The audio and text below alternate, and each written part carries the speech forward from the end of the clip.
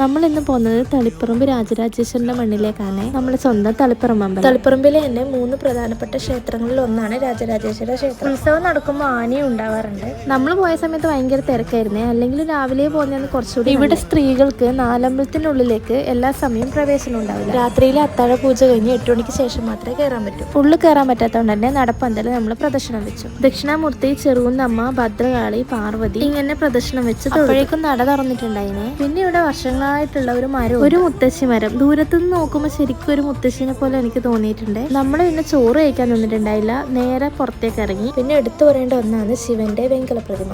ഇന്ത്യയിലെ തന്നെ ഏറ്റവും വലിയ വെങ്കല പ്രതിമയാണ് ഇവിടുത്തെ ശിവന്റെ. 14 അടി ഉയരവും 4200 കിലോ തൂക്കവുമാണ് ശിവന്റെ വെങ്കല പ്രതിമക്കുള്ളത്. ഏത് ഭാഗത്തുനിന്ന് നോക്കിയാലും ഒരു പ്രത്യേക ഭംഗി തന്നെയാണ്.